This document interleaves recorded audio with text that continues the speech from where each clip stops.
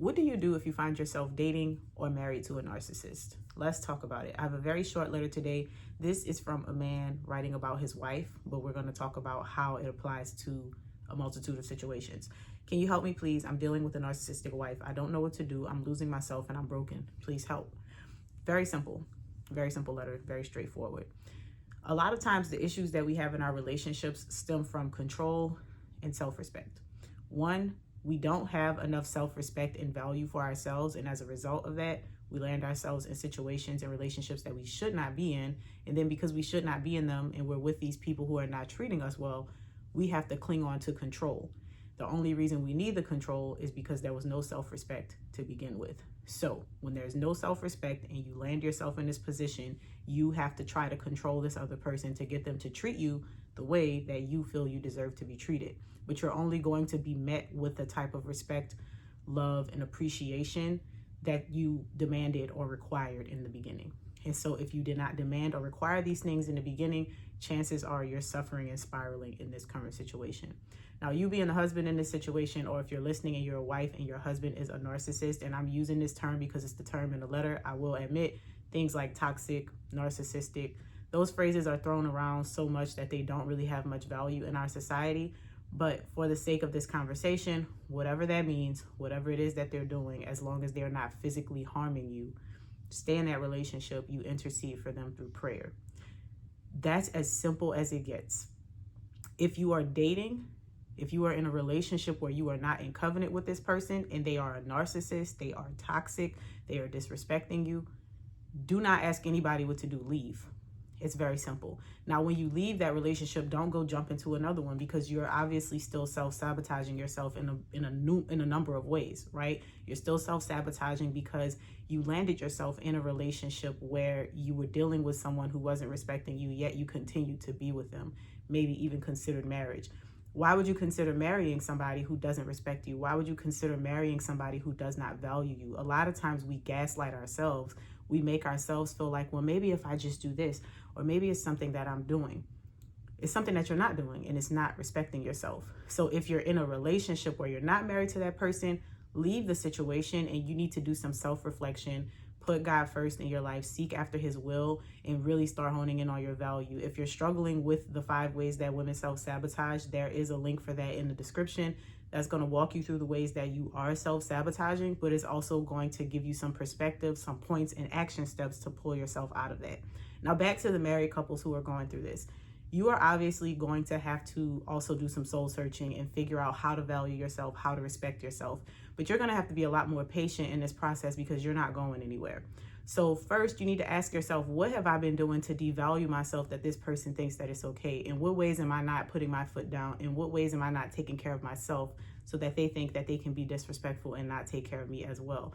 And when I say take care of me, nobody should be taking care of your basic needs except you. Take care of me in the way that you would expect somebody to do in a normal, functioning, healthy relationship, right? So if you are doing things where you're letting things slide, you're being very passive about certain things, you're letting them talk to you any kind of way, you're affirming their decisions to do certain things, it's like you're allowing them to do, you're inviting them to treat you that way. So you need to reflect on how it is that you're presenting yourself. Are you chasing them? Are you begging for respect? Are you demanding that they do certain things? Are you allowing them to say things to you without consequence?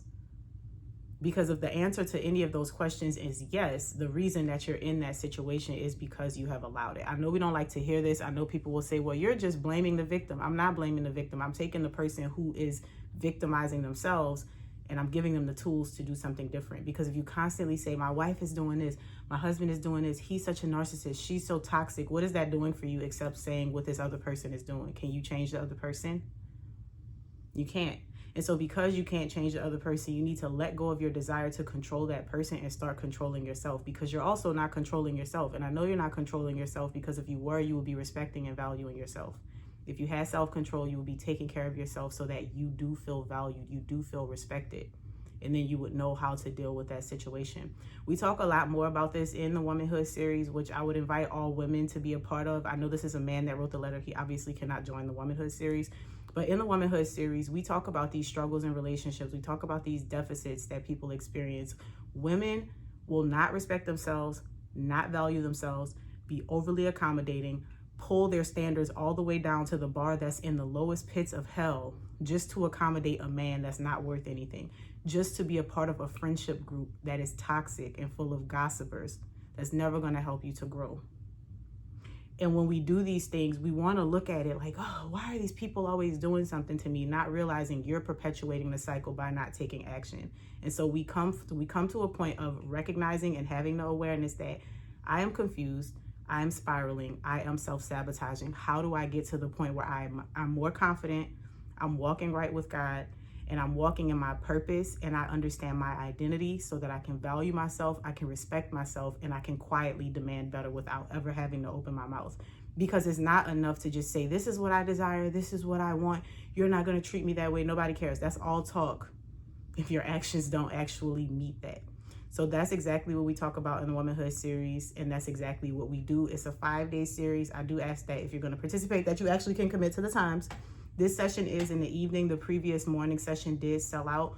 It is a little bit different than our live settings because it's a little bit more engaged. We have a little bit back and forth. We have question and answers, and we actually walk through the processes of what these issues are, and we pull you to the point where you are no longer frustrated, no longer in these cycles, no longer in this space of there's constant tension in all of my relationships and everybody's doing everything to me. You will walk out of there with the full tools to no longer be a victim in your own life. So I look forward to seeing you there. I'm also going to put a link for that in the description.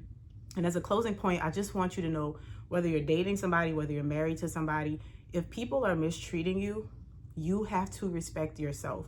You can't control what they're doing, but you can control what it is that you allow in your space. And until you get control of that, until you get control of yourself and you say, I'm going to do better, I'm going to love myself, I'm going to value myself, you're always going to be in this cycle of trying to control the other person. There's nothing that you can do to make another person do whatever it is that you want them to do unless they really want to do it. Sometimes there's nothing you can do to make yourself fall in line. So why do you think that you're going to control somebody else? And I don't say that to beat you down. I don't say that to make it sound impossible. It's actually very possible, and I know that you can do it. I say it because you need to hear the truth. You don't need to be coddled. You don't need to be affirmed another day. You don't need to be told that you're a victim and they're so wrong. We already know those things. But until you stop acting like a victim, nobody's going to stop treating you like one. So I hope that helps, and I will see you all in the next video.